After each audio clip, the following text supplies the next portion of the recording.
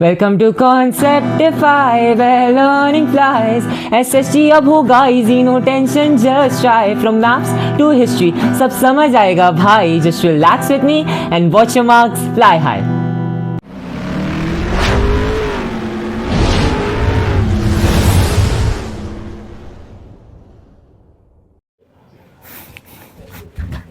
Hello class 10 के वासियों, मेरा नाम है योग and I welcome you all. आपका स्वागत करता हूं मैं कॉन्सेप्टिफाई में. तो जैसा कि आपको पता है, इससे जस्ट पहले हमने सिविल डिसोबीडियंस मूवमेंट का लास्ट टॉपिक, यानी उसको जो भी चैलेंजेस हमने फेस किए थे सिविल डिसोबीडियंस मूवमेंट में, वो सारी चीजें पढ़ ली.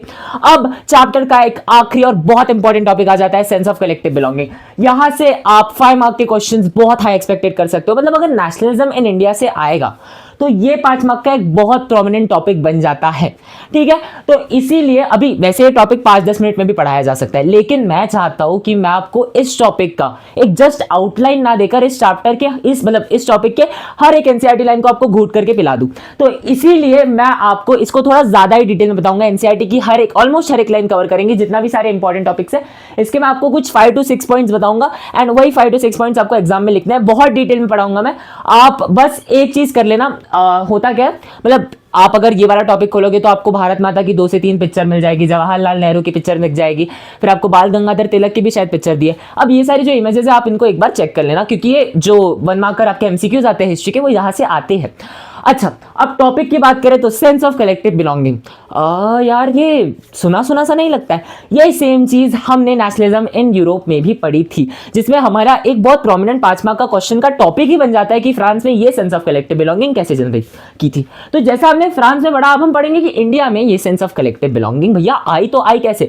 लोगों ने, अच्छा नेशनलिज्म क्या रहेगा, जब एक कंट्री के लोग एक दूसरे के साथ एसोसिएट करेंगे, जब कंट्री के हर एक सिटीजन को लगेगा कि हाँ मैं इससे कनेक्टेड हूं, मैं इससे एसोसिएटेड हूं, वो उससे कनेक्टेड है, वो उससे एसोसिएटेड है. तो जब आप किसी और व्यक्ति को खुद के साथ जोड़ोगे, तब आपको लगेगा कि हाँ आप सब एक हो और आपको एक देश में रहना चाहिए. And that is what is my friend nationalism. तो ये भावना हमने इंडिया में कैसे बताई.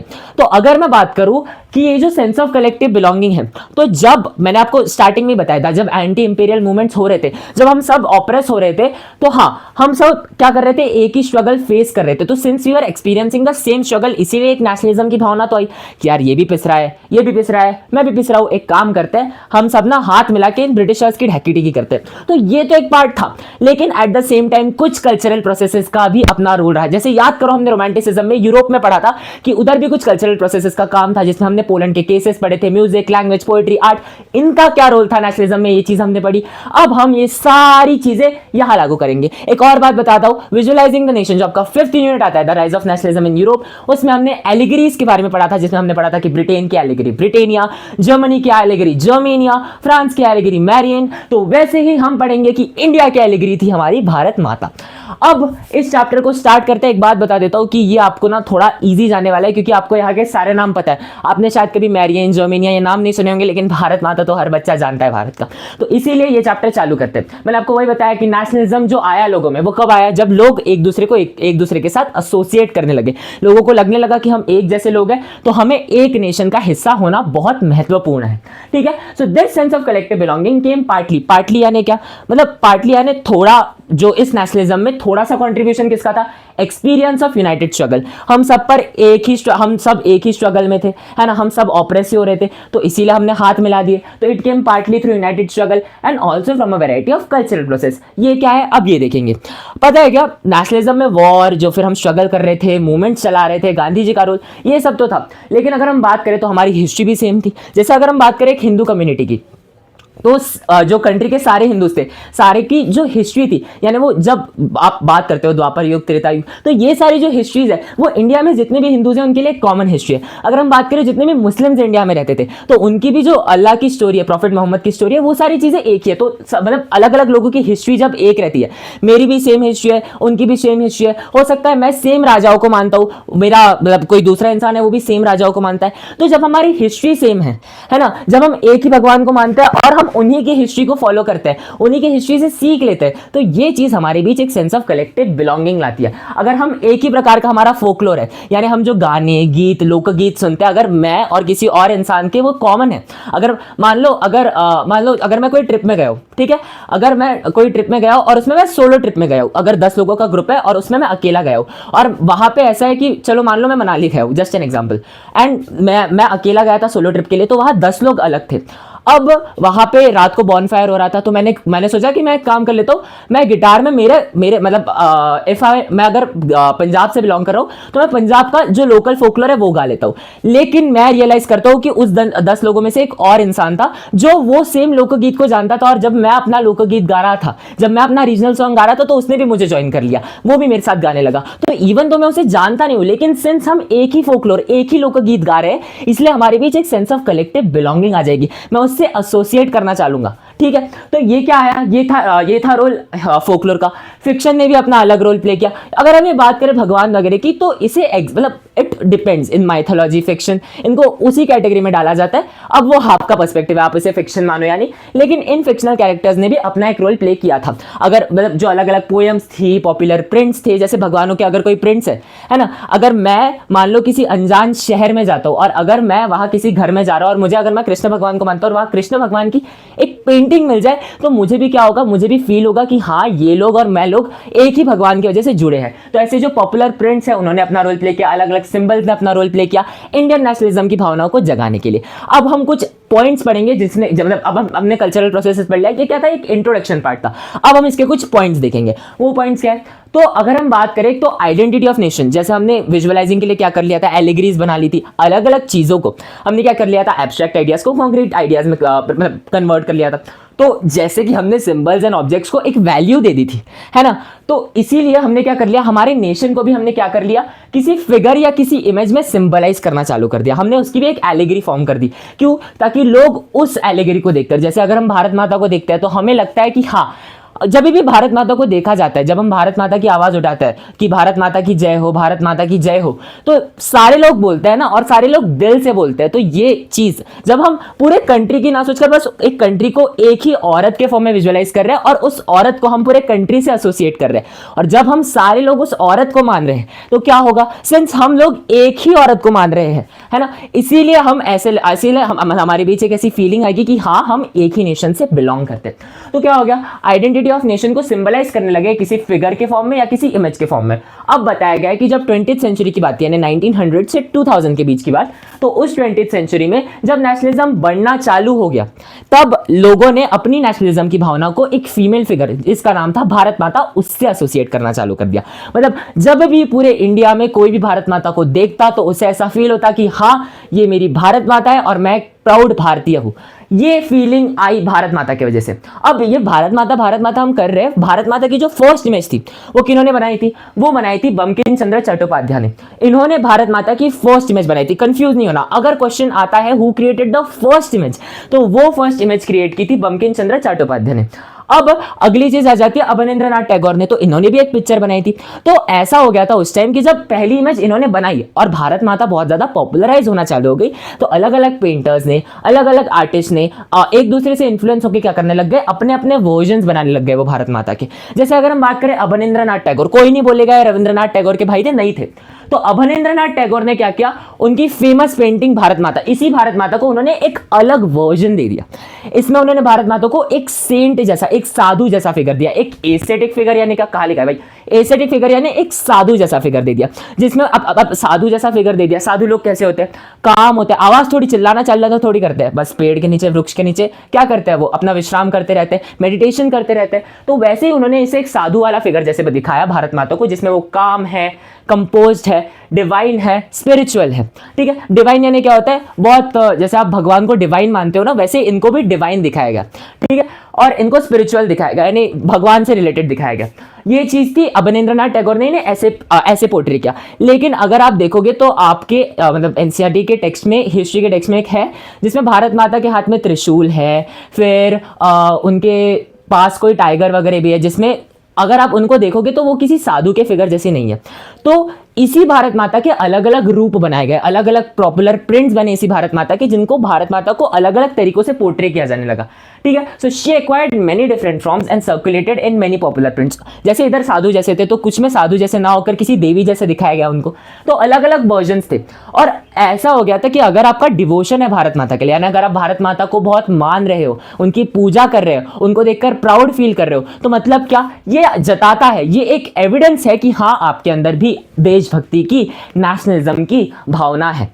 अब अगर हम बात करें इन बंकिम चंद्र चट्टोपाध्याय की, तो इन्होंने भारत माता की फर्स्ट इमेज तो पेंट की ही की, लेकिन आज जो हम वंदे मातरम देखते हैं, वंदे मातरम यानी क्या, एक गीत जो अपने मदरलैंड को लिखा गया है, अपनी मातृभूमि को लिखा गया है गीत, जिसका नाम क्या है, वंदे मातरम। इन्होंने ये भी लिखा था 1870s के टाइम पे।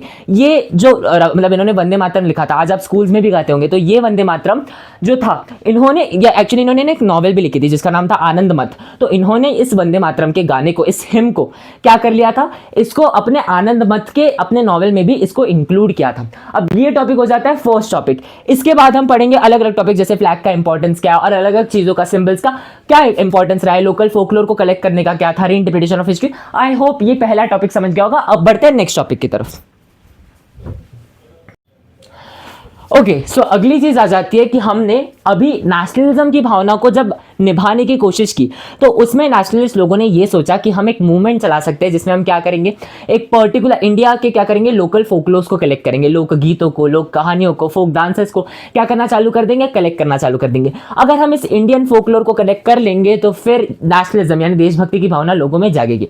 क्यों, इसका इंटेंशन बताता हूं। देखो यार, अगर मैं उस फ्रीडम स्ट्रगल का एक इंसान हूं, तो मैं क्या सोचूंगा, यार आज हम जैसे रह रहे हैं, तो आज ना हमारा जो कल्चर, ट्रू कल्चर था, जो हमारा, जो सबसे पहले हमारा खुद का कल्चर था, जैसे आज मैंने ये शर्ट पहनी है, लेकिन क्या राजा उस टाइम लाइक 15-16 सेंचुरी के राजा ऐसी शर्ट पहनते थे? नहीं, मैंने ये शर्ट पहनी है क्योंकि मैं खुद वेस्टर्नाइजेशन से, मतलब वेस्टर्न कल्चर से क्या हूँ, इन्फ्लुएंस हूँ, वहाँ के बनाए हुए, वहाँ के फैशन के फॉर्मल क्लोथ्स पहन रहा हूँ। ठीक है, लेकिन अगर मैं खुद के ट्रेडिशन की बात करूँ, तो वो राजा जैसे कपड़े पहनते थे ना, जैसे धोती पहनते थे एंड ऑल, तो वो कपड़े अगर मैं पहन रहा हूँ तो मैं खुद के ट्रेडिशनल कपड़े पहन रहा हूँ जो मेरे ट्रेडिशन में पहने जाते थे।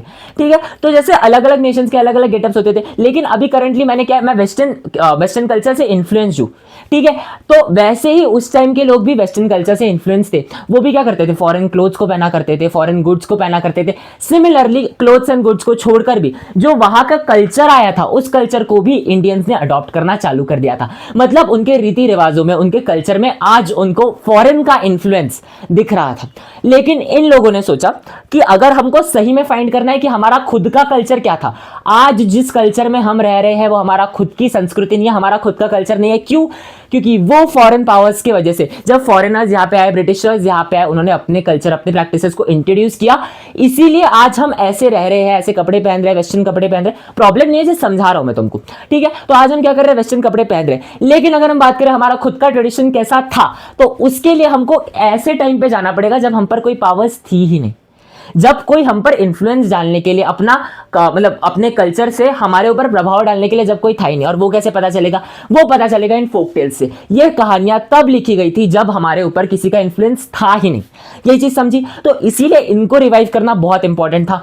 क्यों? ताकि ट्रू स्पिरिट ऑफ नेशन को क्या कर सके, पॉपुलराइज किया जा सके, विजुअलाइज किया जा सके। यही चीज समझ गई। अब पढ़ लेते हैं। India's ideas of nationalism and could also spread through movement to revive Indian folklore। अगर हम इस इंडियन फोकलोर को जगह जगह जाके क्या कर ले, रिवाइव कर ले, तो हम क्या कर सकते हैं, इस नेशनलिज्म, इस देशभक्ति की भावना को बेटा जगा सकते हैं। सो इसी की वजह से जो नेशनलिस्ट है बिगेन रिकॉर्डिंग फोक टेल्स, यानी वहां के जो लोकल कहानियां रहते हैं। एक एग्जांपल देता हूं, जैसे मुंडा कम्युनिटी एक ट्राइबल कम्युनिटी है, अब उनका लोकल हीरो, हिस्टोरिक फिगर कौन है? बिरसा मुंडा। तो वैसे ही हर एक पर्टिकुलर रीजन का, हर एक पर्टिकुलर कम्युनिटी का अपना खुद हिस्टोरिक फिगर होता है। तो ये भी क्या करता है, sense of collective belonging spread करने में मदद करता है। तो वहां के लोग क्या बताते होंगे, वहां के लोग कहानी के फॉर्म से या किसी पोयम के, किसी गाने के माध्यम से उनके हिस्टोरिक फिगर, वो जिस भगवान को या वो जिस देवता को मानता है, वो उन अपने लोकल देवता के बारे में क्या करते होंगे, कहानियां जो है उनको गाते होंगे। ठीक है, जैसे आज हम कहते हैं ना, खूब लड़ी मर्दानी वो तो झांसी वाली रानी थी। बेटा ये कहानी है ना, झांसी की रानी की, रानी लक्ष्मीबाई की एक कहानी है, लेकिन हम इसे गाते हैं। तो ऐसे ही तरीके से क्या होता था, इन फोक टेल्स को गाया जाता था बार्ड जने पोएट्स के द्वारा। और ये क्या करते थे नेशनलिस्ट लोग, ये जगह जगह जाते थे, हर एक विलेज जाया करते थे। क्यों? ताकि ये इनके फोक सॉन्ग्स एंड लेजेंड्स को क्या कर सके, कलेक्ट कर सके। लेजेंड मतलब रोनाल्डो इज माय लेजेंड वाला लेजेंड नहीं बेटा, लेजेंड यानी कोई माइथोलॉजिकल स्टोरीज। फ्लैशबैक में जाओ, क्लास 9 में हमने क्या पढ़ा था, क्लास 9 के इंग्लिश में आपको एक टॉपिक था, क्या था, the legend of the Northland, एक पोएम थी ना इंग्लिश में। तो लेजेंड ऑफ द नॉर्थलैंड यानी नॉर्थलैंड की एक पुरानी माइथोलॉजिकल कहानी। तो उन्हीं वैसे जैसे नॉर्थलैंड की एक पुरानी माइथोलॉजिकल कहानी थी, वैसे ऐसे ही माइथोलॉजिकल मतलब कहानियों को हम लेजेंड्स कहते हैं। सो अभी ये जो कहानियां थी, ये टेल्स थी, तो इन नेशनलिस्ट को क्या लगता था, they could give a true picture of the traditional culture. अभी क्या है, अभी हमारा कल्चर करप्ट हुआ है, उनके द्वारा इन्फ्लुएंस हुआ है। आज हम उनके तरीकों से, उन्होंने जो हमें प्रैक्टिसेस बताई उसके तरीकों से रह रहे हैं, इसलिए हमारा खुद का कल्चर क्या हो गया, डैमेज हो गया है, करप्ट हो गया है आउटसाइड फोर्सेस यानी ब्रिटिशर्स की वजह से। लेकिन अगर हम इन फोकटेल्स की बातों में जाए, और ये फोकटेल्स कब लिखी गई थी, जब ये लोगों ने हमारे ऊपर कब्जा ही नहीं किया था। तो जब कब्जा ही नहीं किया था तो प्रभाव कैसे डालेंगे, हम उनके प्रैक्टिसेस को फॉलो ही कैसे करेंगे अगर वो हमारे ऊपर कभी हमला ही नहीं करते। तो अगर वो समय में हम चले जाए जब हम पर कोई हमला नहीं करता था, और तब हम कैसे रहते थे, कौन से प्रैक्टिसेस को फॉलो करते थे, कौन से भगवानों को मानते थे, कौन सी संस्कृति पे बिलीव करते थे, अगर हमें ये पता चल जाए मेरे भाई, तो फिर हम क्या कर सकते हैं, हम हमारे भारत की एक ट्रू पिक्चर ला सकते हैं हमारे खुद के कल्चर की। इसी चीज के कुछ आपको एग्जाम्पल्स दिए। एक एग्जाम्पल दिया बंगाल में रविंद्रनाथ टैगोर का। अब एक चीज बता देता हूँ, मुझे भी ये डाउट था, तुम्हें भी डाउट कर क्लियर कर लेता हूँ। अवनींद्रनाथ टैगोर, रविंद्रनाथ टैगोर, ऐसा लगता है ना भाई भाई है, भाई भाई नहीं, पर ये कनेक्टेड थे। ये जो रविंद्रनाथ टैगोर थे, ये काका थे अवनींद्रनाथ टैगोर के, वो एक पेंटर थे और ये एक बहुत फेमस मतलब पोएट वगैरह थे। ये मतलब गीत वगैरह लिखा करते थे, बहुत फेमस, मतलब इन्होंने ही जनगण मन लिखा था। तो ये क्या थे, देवा अंकल एंड नेफ्यू वाला रिलेशन, भाई भाई लोग नहीं थे, ठीक है। सो इन बंगाल रविंद्रनाथ टैगोर ने इसी आइडियोलॉजी को फॉलो करते हुए उन्होंने खुद क्या कलेक्ट किए, बैलेड्स को कलेक्ट करना, यानी लोकल कहानियों को कलेक्ट करना चालू कर दिया, शॉर्ट पोएम्स को कलेक्ट करना चालू कर दिया, नर्सरी राइम्स जो आप गाते हो ना, जैसे आज आप गाते हो ट्विंकल ट्विंकल लिटिल स्टार, ये वहाँ की नर्सरी राइम्स है। लेकिन हमारे खुद के भारत के जो नर्सरी राइम्स थे उन्हें कलेक्ट करना चालू कर दिया, मिथ्स को कलेक्ट करना चालू कर दिया। और इन्होंने भी क्या किया, जैसे इन्होंने एक मूवमेंट चलाया कि हम क्या करेंगे, इस इंडियन फोकलोर को, हमारे पुराने जमाने की संस्कृति को रिवाइव करना है। तो इन्होंने भी इस मूवमेंट में पार्टिसिपेट किया कि हम भी क्या करेंगे, मैं रविंद्रनाथ टैगोर हूं तो मैंने सोचा मैं भी क्या करूंगा, ट्राई करूंगा कि मैं मेरी पुरानी संस्कृति, पुराने रीति रिवाजों को वापस ला सकूं। समझे ये चीज। तो एक सेकंड एग्जांपल आ जाता है मद्रास में। तो जैसे नेशनलिस्ट लोगों ने क्या किया, रीजन रीजन जाके क्या करते थे, अपने लोकल फोकलोर्स को कलेक्ट करते थे। तो तमिलनाडु में मद्रास ने क्या थे, ये जो नटेशा शास्त्री थे, इन्होंने एक बहुत मोटी मास 4 वॉल्यूम की एक बड़ी सी मोटी सी किताब प्रिंट कर दी। क्यों? क्योंकि इसमें इन्होंने बताया था the folklore of southern India, पूरे सदर्न इंडिया में जितने जितने रीजन्स हैं उस रीजन्स में कौन सी कहानियां थी, हिस्टोरिक फिगर थे, संस्कृति क्या थी, वहां के लोग कैसी प्रैक्टिसेस फॉलो करते थे, वहां की फोक टेल्स क्या थी, फोकलोर क्या था, फोक सॉन्ग्स क्या थे, ये सारी चीजें इन्होंने एक मैसिव 4 वॉल्यूम बुक में कंपाइल कर दी, जोड़ दी, और इसका नाम इन्होंने रखा the folklore of southern India. ये था एक अटेम्प्ट कि आप इंडियन फोकलोर की मदद से इसको रिवाइव करके आप इस देशभक्ति की भावना को कैसे जगा सकते हो। अब अगर चौथे पॉइंट की बात करें तो चौथा पॉइंट आपको ये कहता है कि नेशनलिज्म जो आया वो किसी सिंबल्स एंड आइकन्स का यूज करके भी आया।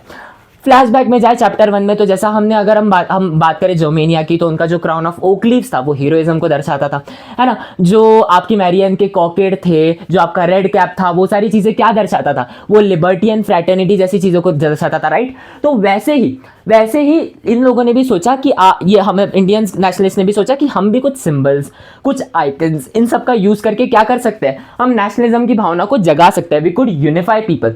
एंड आइकन्स एंड सिंबल्स से इनका क्या मतलब था, इनका मतलब था फ्लैग्स। उस टाइम फ्लैग्स को बहुत सिग्निफिकेंस दिया गया, मतलब जैसे भारत माता को देखकर सारे लोग समझते थे कि हाँ ये हमारी माता है, ये हमारा मदरलैंड है, ये हमारे मातृभूमि को दर्शाने वाली माता है, इसीलिए हम इन सबको मानते हैं। तो इससे क्या हुआ, सेंस ऑफ कलेक्टिव बिलोंगिंग बनी। वैसे ही जब सारे लोग एक ही झंडे को देखा करते थे और वो सोचा करते थे कि हमारे खुद के देश का झंडा है, तो भी एक सेंस ऑफ कलेक्टिव बिलोंगिंग बना करती थी।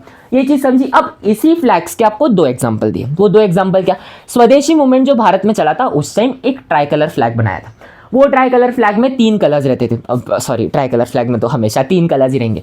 उस टाइम के 3 कलर्स क्या थे? देवर रेड, ग्रीन एंड येलो। उसमें क्या होते थे? ऐसे 8 लोटस बने थे।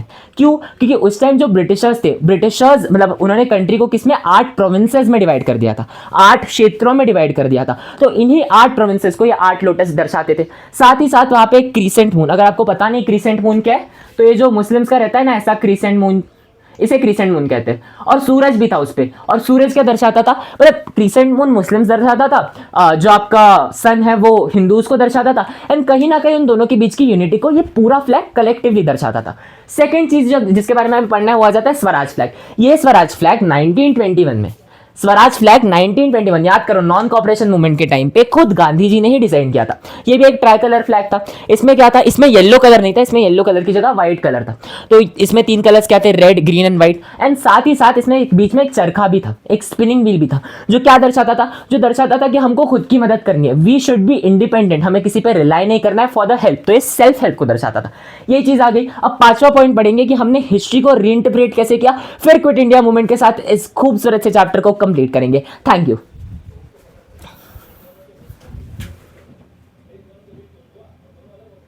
अब जो आखिरी तरीका जिसकी वजह से नेशनलिज्म की भावनाओं को जगाया गया, that was the reinterpretation of history. Reinterpretation of history क्या कहता है? कि आपको हिस्ट्री को किसी अलग तरीके से समझाना पड़ेगा, किसी अलग तरीके से लोगों के बीच प्रस्तुत करना पड़ेगा। मतलब लोगों का इंडियन हिस्ट्री के टुवर्ड्स जो नजरिया है, उस नजरिए को आपको बदलना पड़ेगा। ये चीज कहते हैं रीइंटरप्रिटेशन ऑफ हिस्ट्री। इसका एक आउटलाइन दे दूं तो हुआ क्या था, मतलब ये जो ब्रिटिशर्स जब वहां से यहाँ आए थे तो उन्होंने यहाँ पे ना कुछ फॉल्स न्यूज, कुछ फॉल्स प्रोपेगेंडा सेट करना चालू कर दिया था। उन्होंने ये बोलना चालू कर दिया कि तुम हमारे अगेंस्ट रेवोल्यूशन कर रहे हो ना, अबे सुनो, तो मतलब हम वहां से यहाँ पे आए तो हम यहाँ पे अगर तुम्हारे ऊपर सप्रेस कर रहे हैं, तुम्हें ऑप्रेस कर रहे हैं, तुम्हें हमारी कॉलोनीज बना रहे हैं, अगर तुम हमारे अंडर हो तो सालो तुम पे उपकार कर रहे हैं हम। क्यों उपकार कर रहे हैं? क्योंकि पहले तुम बहुत ज्यादा प्रिमिटिव थे, ठीक है, पहले तुम्हें कुछ भी नहीं आता था, पहले तुम बहुत गंवार थे।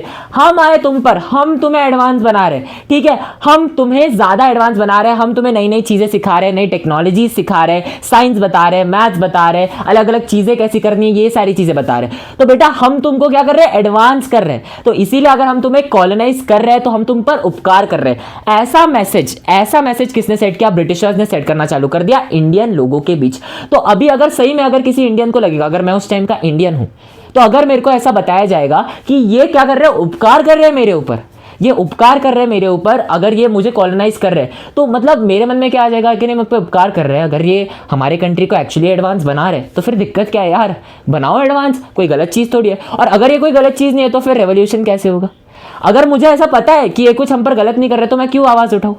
लेकिन इन्होंने जब प्रोपेगेंडा सेट किया था कि हम तुम्हें एडवांस कर रहे हैं, ये इटसेल्फ एक फ्लॉ था, ठीक है, इन्होंने कोई एडवांस नहीं किया था। और यही चीज नेशनलिस्ट लोग भी समझाना चाहते थे। तो हुआ क्या था, जो बहुत सारे इंडियंस थे उनको लगा कि अगर हमें नेशनलिज्म की भावनाओं को एक्चुअली हर भारतीय नागरिक के बीच लाना है तो हमें उसे ये समझाना पड़ेगा कि उसे अपने देश पर एक प्राइड होना चाहिए, हमारी हिस्ट्री पर एक गर्व होना चाहिए, है ना। उसे समझाना पड़ेगा कि ये जो आज गवार लोग आए हैं, 2 मिनट, ठीक है, ये जो गवार लोग आज हम पर आए हैं, जो ब्रिटिशर्स आए हैं, इन्होंने हमें क्या कर लिया है, और मतलब इन्होंने हमें एडवांस नहीं किया, इन्होंने हमें और गिरा दिया है, ये चीज बताना पड़ेगा। सो अभी हुआ क्या था, इन्होंने क्या कोशिश की कि इन्होंने जो गलत, मतलब ब्रिटिशर्स ने जो हम पर गलत प्रोपेगेंडा सेट किया हमारे हर एक इंडियन नागरिक पे कि ब्रिटिशर्स हमें एडवांस कर रहे हैं, ये एक फॉल्स प्रोपेगेंडा को हमको क्या करना पड़ेगा? खत्म करना पड़ेगा। हमको लोगों को बताना पड़ेगा कि हम इन ब्रिटिशर्स के पहले कितने ज्यादा एडवांस थे। तो अभी पढ़ लेते हैं। देखो, many Indians began feeling that to instil a sense of pride in nation, Indian history को अलग तरीके से इंटरप्रेट करना पड़ेगा, अलग तरीके से लोगों को दर्शाना होगा, पोर्ट्रे करना होगा। सो ब्रिटिशर्स इंडियंस को कैसे दिखा करते थे कि ये खुद को गवर्न नहीं कर सकते, एडमिनिस्ट्रेशन नहीं कर सकते, खुद का प्रिमिटिव है, बैकवर्ड है, गवार है, गाउठी है, तो ये क्या कर सकते हैं? कोई खुद का कुछ नहीं कर सकते। तो हम अगर इन पे एक्चुअली रूल कर रहे हैं, if you are suppressing them, if you are oppressing them, हम पे उपकार कर रहे हैं, अगर हम इन्हें अपनी कॉलोनीज बना रहे हैं, तो हम क्या कर रहे हैं? हमारी जो प्रैक्टिसेस है, हमारा जो वेस्टर्न कल्चर है, उसको क्या ला रहे हैं? इंडिया में ला रहे हैं। तो अगर इंडियंस हमारा कल्चर, हमारे प्रैक्टिसेस सीखेंगे तो उनका बेटरमेंट होगा। ये जो चीज है, ये ब्रिटिशर्स इंडियंस के बीच में निकालते थे, बताते थे। लेकिन नेशनलिस्ट को क्या करना था? नेशनलिस्ट के एफर्ट्स ये थे कि उनको बताना था कि हमारा जो भारत है ना, उसका पहले बहुत ज्यादा डेवलपमेंट था। है ना। जब ये फूल पत्तियां पहना करते थे तब हम कपड़े पहना करते थे। जब इनको मतलब जब इनको इरिगेशन, जब इनको खाना वाना क्रॉप्स उगाना भी नहीं आता था, तब हमारे पास well developed system of irrigation थे, हमारे पास रेन वाटर हार्वेस्टिंग सिस्टम्स के ग्राउंड्स थे जिसमें हम पानी को कलेक्ट कर सकते थे, है ना। जब ये कच्ची सब्जियां खाते थे तब हमने मसालों का डिस्कवर किया, तब हम स्पाइसेस एंड टेस्ट के बीच थे। तो तुम ही बताओ यार, कौन प्रिमिटिव है, वो ब्रिटिशर्स या हम, है ना। तो ये जो मैंने चीज तुमको बताई, नेशनलिस्ट लोगों ने भी हर एक इंडियन नागरिक के बीच ये कि हम हमारी एंशिएंट टाइम्स में, हमारी एंशिएंट हिस्ट्री में कितने ज्यादा डेवलप थे, ये चीज बताने की कोशिश की गई। ठीक है, बताया गया नेशनलिस्ट लोगों के द्वारा कि जो साइंस है, मैथमेटिक्स है, आर्ट है, एग्रीकल्चर है, रिलीजन है, कल्चर है, फिलॉसफी है, ट्रेड है, हर एक एस्पेक्ट से जिसमें आप एक कंट्री को डेवलप कह सकते हो, इनसे ज्यादा तो हम थे। जब ये कुछ भी नहीं थे तब हम सब कुछ थे। भारत सोनिया की नहीं बेटा, सोने की चिड़िया थी। भारत सोने की चिड़िया थी जब तक ये लोग हम पर नहीं आए। इन्होंने हमारा सारा जो जितना भी मनी वगैरह ये सब लूट कर खुद नहीं कॉन्फिस्केट कर लिया। ठीक है, तो फिर मतलब हुआ क्या था, जीरो किसने इन्वेंट किया भाई, हमने इन्वेंट किया था। मतलब मैंने नहीं किया था, आर्यभट्टा ने किया था। Who was Aryabhata, he was an Indian. आज मैथमेटिक्स में कितना यूज होता है, जीरो। तो अभी किसने यूज किया था, वो इन्होंने। अब जो आर्किटेक्चर था, जैसे हमारे महल देख लो, हमारे घर देख लो, इतने फैंटास्टिक, आप क्या करते थे, आप आर्किटेक्चर का यूज करते थे। हमारे फिलोसफीज भी बहुत थे। और ये जो ट्रेड की बात कर रहे थे, हुआ क्या था, थोड़ा नेक्स्ट चैप्टर से थोड़ा कनेक्ट करवाता हूं। अभी आप पढ़ोगे the making of the global world, उसमें आप पढ़ोगे कि 19th सेंचुरी आते आते जो सबसे ज्यादा ट्रेड होने लगी, जिस जगह में, जिस रीजन में सबसे ज्यादा ट्रेड होती है, उसे कहते हैं centre of the world trade. तो centre of the world trade 19th century के बाद से यूरोप बन गया। लेकिन 19th सेंचुरी से पहले, जब तक हम कॉलोनाइज नहीं हुए थे, तो हम जब तक कॉलोनाइज नहीं हुए थे तब तक हम ही थे centre of the world trade. मतलब इंडिया से ही सबसे ज्यादा क्या होती थी, ट्रेड वेड होती थी, हमारे यहाँ से ही सबसे ज्यादा सामान जाते थे। ठीक है, तो हम तो ट्रेड में सबसे ज्यादा थे। जब इनको कोई भाव नहीं देता था तो पूरी दुनिया हमारे साथ ट्रेड करती थी। और ये कह रहे हैं कि हम प्रिमिटिव हैं। ठीक है, तो अभी फिर इन्होंने बताया कि हमारा एक बहुत ग्लोरियस टाइम था, हम बहुत ज्यादा डेवलप थे। कब तक, फिर क्या हो गया, यही लोग आ गए और इन्होंने क्या कर दिया, हमको कॉलोनाइज कर दिया। और फिर हमारा जो इतना अच्छा भविष्य था वो डिक्लाइन पे आ गया। ये चीज इन्होंने समझाई। तो नेशनलिस्ट लोगों ने क्या बताया, नेशनलिस्ट लोगों ने लीडर्स को समझाया कि आप प्लीज क्या करो, आप प्लीज एफर्ट्स लो, आप प्लीज खुद अपने इंडिया की ग्रेट अचीवमेंट में, हमारा भारत कितना डेवलप है, वो पहले कितने, हमारे एंशिएंट टाइम्स में हम कितने ज्यादा डेवलप थे, ये चीज हमारे खुद के भारत पे आप क्या करो, प्राइड लो, गर्व फील करो।